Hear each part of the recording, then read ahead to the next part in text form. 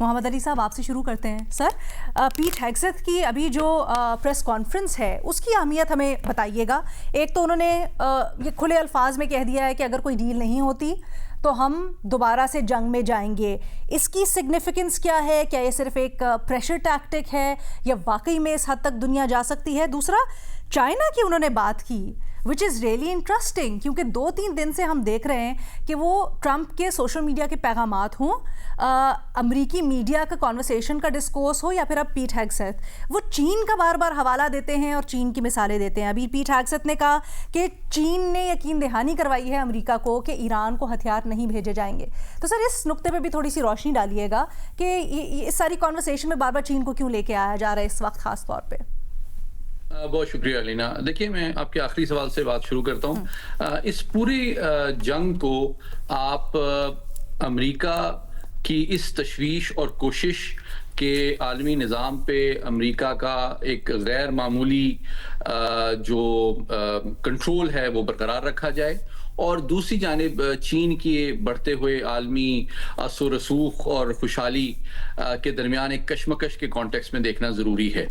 और जो सदर ट्रंप की जानिब से किसी हद तक उजलत का मुजाहरा किया जा रहा है, उसके पेश नज़र यही अमल कारफरमा है कि अगले माह उन्होंने चीन जाना है, और इस जंग को और वेनेजुएला में रिजीम चेंज को यूं लगता है कि सदर ट्रंप चाहते थे कि चीन को मजीद उसकी एनर्जी सिक्योरिटी को चैलेंज करके वो चीन जाते और एक मजबूत और ज़्यादा स्ट्रॉन्गर पोजीशन से वो चीनी क़यादत के सामने बैठते।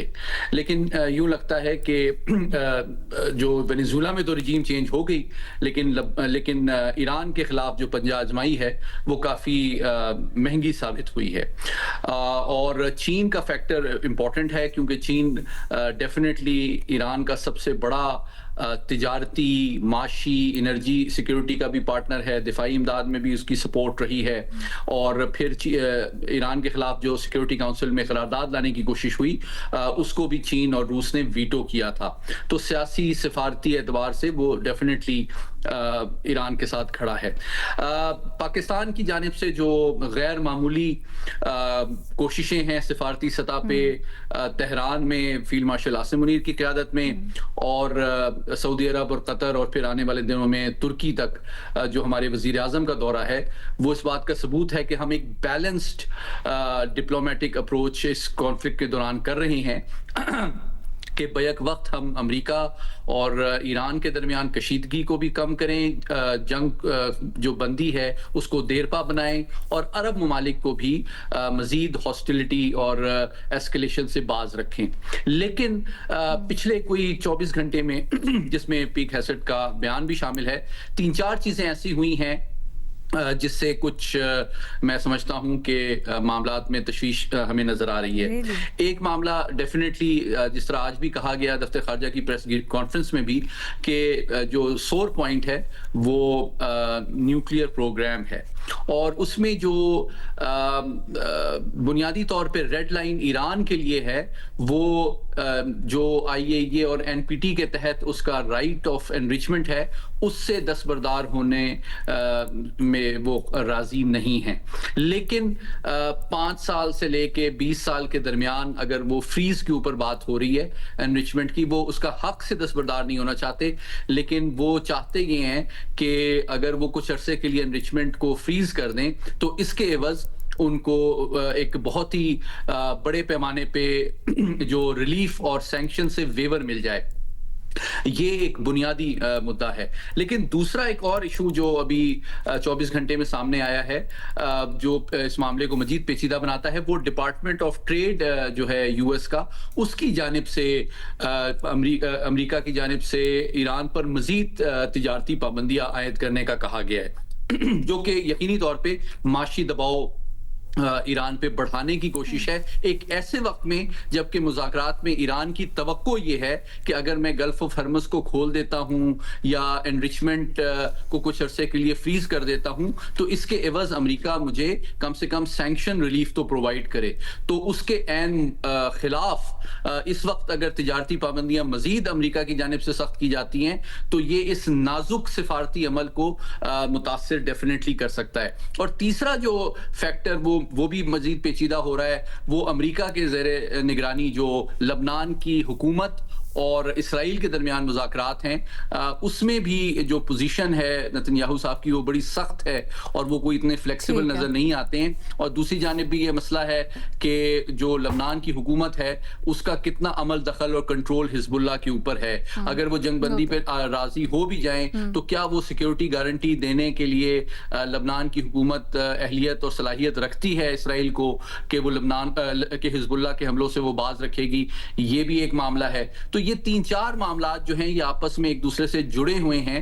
इसलिए मैं समझता हूं कि पाकिस्तान की जो सिफारती कोशिशें हैं वो बहुत क्रिटिकल हैं और चीन, रूस और दीगर ममालिक जो इसमें हमें सपोर्ट कर रहे हैं वो बहुत एक खुशाइन पहलू है कि आलमी बरादरी पाकिस्तान की सिफारती कोशिशों के साथ खड़ी है। लेकिन बहरहाल अमेरिका और ईरान के दरमियान फ्लेक्सिबिलिटी आपको किसी हद तक नजर आ रही है, लेकिन साथ ही साथ पब्लिक में पोस्चरिंग बढ़ रही है और माशी मामलात पे एक दूसरे के खिलाफ दबाव बढ़ाने की कोशिशें भी जारी हैं। अच्छा, जो पब्लिक पोस्चरिंग वाली बात आप कर रहे हैं, दैट्स रियली इंटरेस्टिंग। पीट हेग्सेथ बात कर रहे हैं। कल परसों हमने ट्रंप को सुना जिससे एक उम्मीद पूरी दुनिया में पैदा हो गई और हमने देखा कि इसको मार्केट्स ने भी शहजाद बड़ी पॉजिटिवली लिया कि ट्रंप कह रहे हैं कि बस जंग खत्म होने वाली है। लेकिन आज ट्रंप के वजीर जंग आते हैं और कहते हैं कि अगर डील नहीं होती तो जंग दोबारा शुरू हो सकती है।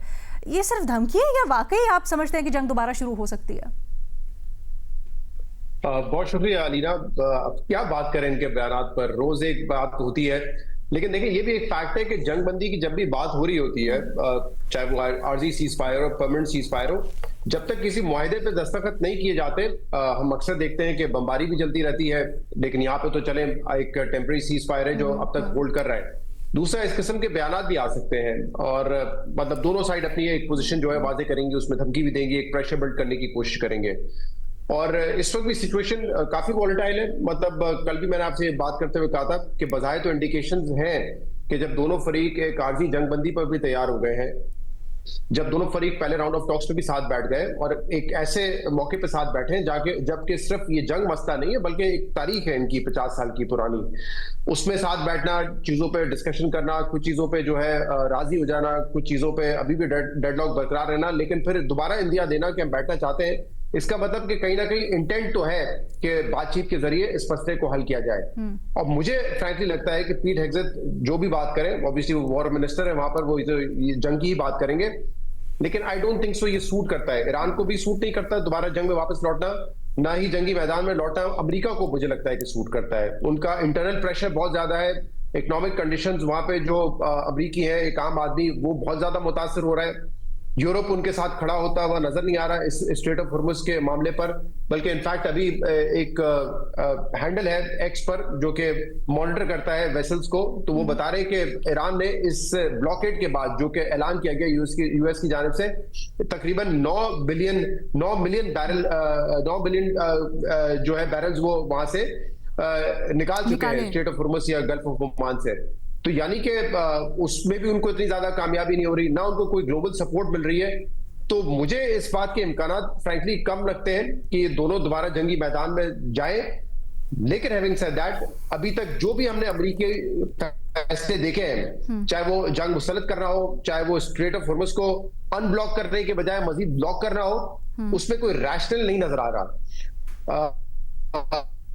तो लिहाजा fingers crossed, anything can happen. अगर इसी तरह बेवकूफाना फैसले कर रहे हैं तो शायद उसमें ये भी हो कि दोबारा जंग मुसल्लत कर दी जाए। और इतनी धमकी देना कि एनर्जी इंफ्रास्ट्रक्चर पे हमला करेंगे, इससे कोई फायदा नहीं होगा, क्योंकि इससे ग्लोबल प्राइसेस बढ़ेंगी और नुकसानात ही नुकसानात होंगे।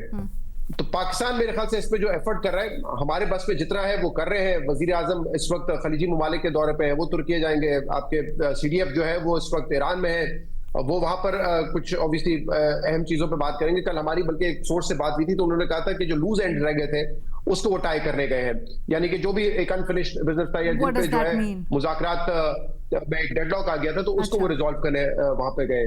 So let's hope for the best. इनके बयानात तो मेरे ख्याल से उस वक्त तक आप देखते रहेंगे, चलते रहेंगे, जब तक कि एक मुकम्मल अग्रीमेंट नहीं हो जाता।